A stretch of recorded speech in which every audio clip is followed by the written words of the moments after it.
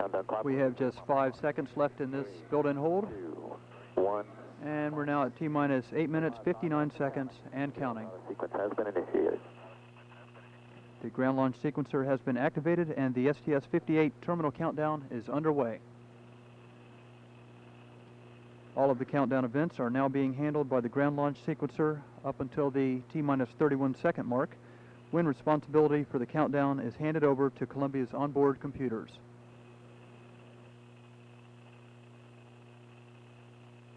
STM NTD 1043, 1044 not performed. Copy.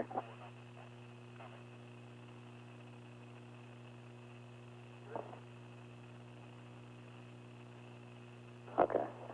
NTD, CISL, recorders are activated. Copy. 1007. I copy, thank you. PLT, OTC, configure fuel cell essential bus storage switches. That's in work. T-minus 8 minutes and counting.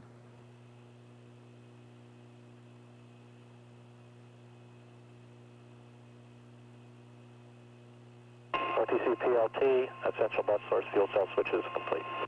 Copy.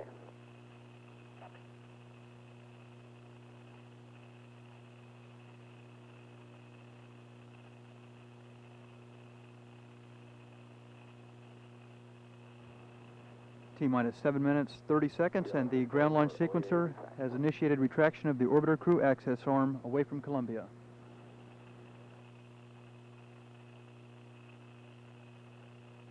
This bridge between the orbiter and the launch tower can be reinstalled back in place within 15 seconds if need be. T-minus 7 minutes, 10 seconds, and counting.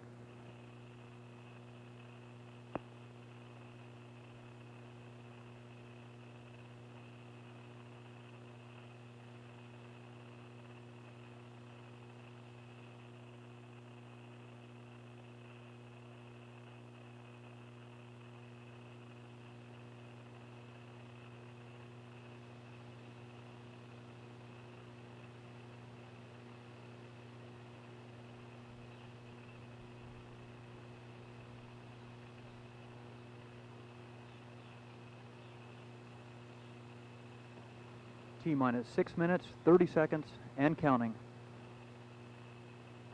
TRPS, OTC, start APU and hydraulic strip chart recorders.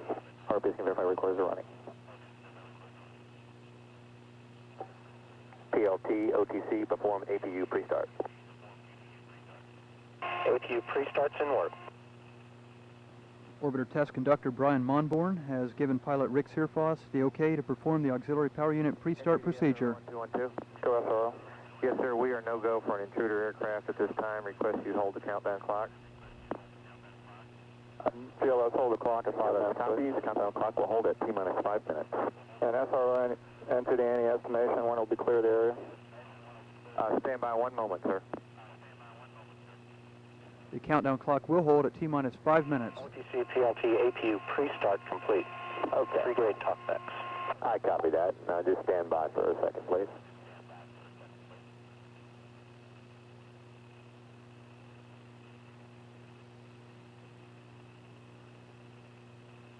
SRO NTD. NTD SRO on 212. Yes, sir. Any estimation? Sir, that situation is cleared. We are go, and you have a range clear to launch. I copy. Launch directory, copy. I copy, and you have a go to proceed. Copy that.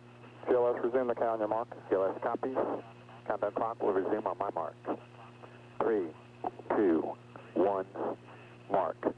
GLS is go for orbiter APU start. Copy. PLT, OTC, perform APU start. APU starts in work. Orbiter test conductor Brian Monborn has given our pilot Rick Searfoss the command to start Columbia's auxiliary power unit. Configuration. Once the pilot completes this task, hydrazine will begin flowing into the holding tanks of the orbiter's auxiliary power units. Heater reconfiguration complete.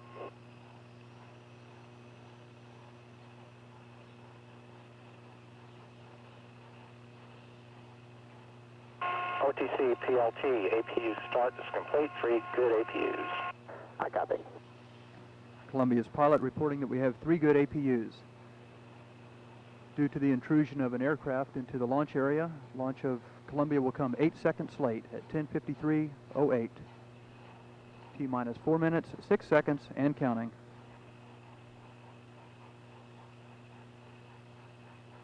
Okay, let's just go for purge sequence 4.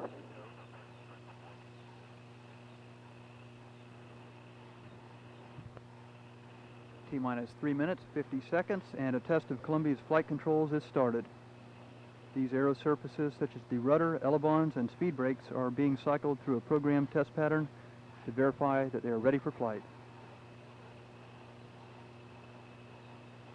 T-minus 3 minutes and 30 seconds, and we are now transferring over to internal power and switching Columbia off of ground power.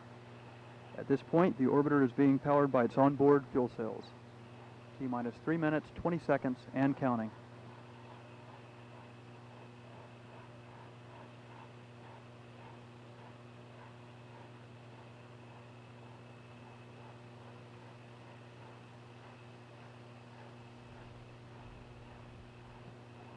T-minus 3 minutes, and Columbia's engines in the final stages of being ready for flight.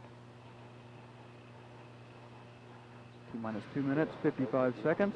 Q, pressurization. And the external tank's gaseous oxygen vent hood is being moved out of place in the next few seconds. At 37 seconds before launch, the ground launch sequencer will make a final check to assure that the vent hood is positioned well away from the space shuttle. Verify no unexpected errors. Caution warning, memory clears and work.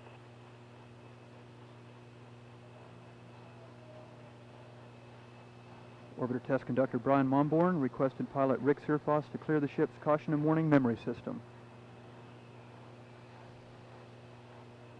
OTC, TLT, caution and warning, memory clear, complete, no unexpected errors. Retraction of the external tank's gaseous oxygen vent hood is now in work.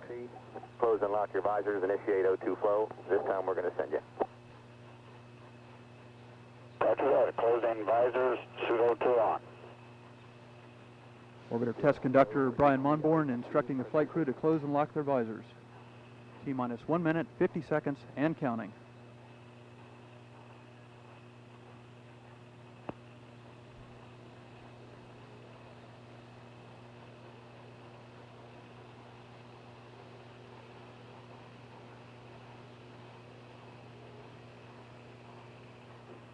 One minute, 30 seconds. T-minus 1 minute, 30 seconds, and counting.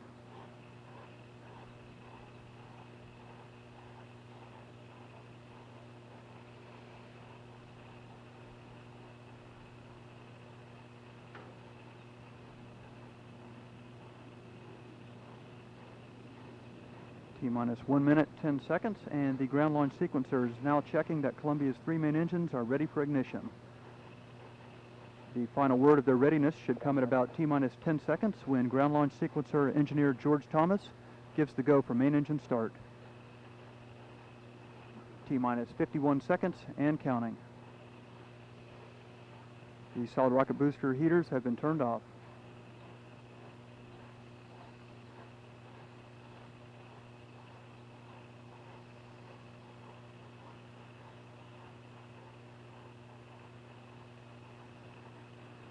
T-minus 31 seconds, and we have auto sequence start, and Columbia is now in charge of its own launch countdown.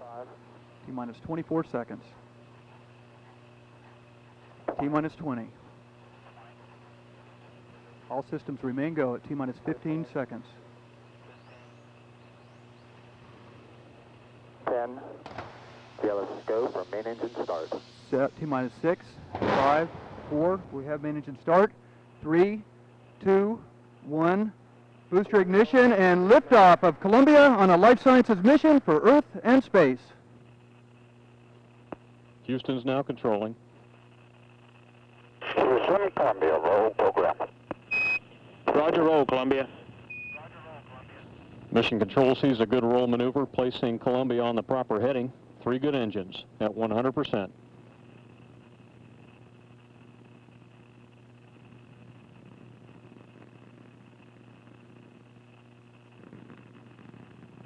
Engines are throttling back now, easing Columbia through the dense lower altitudes, but continuing to accelerate very rapidly. Columbia is already traveling over 650 miles per hour. Time 45 seconds. All systems are performing well.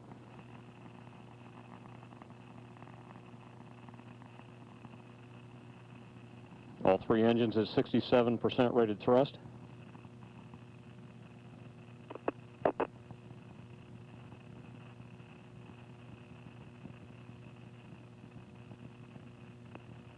And three engines are throttling up.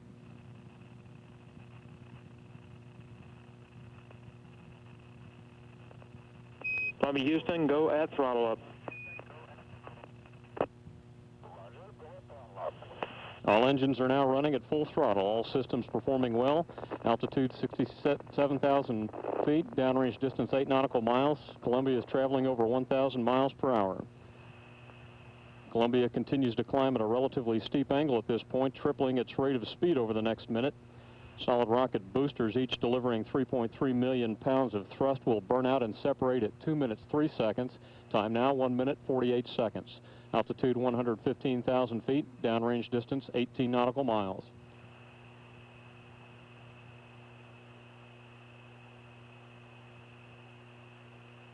SRB chamber pressure is tailing off.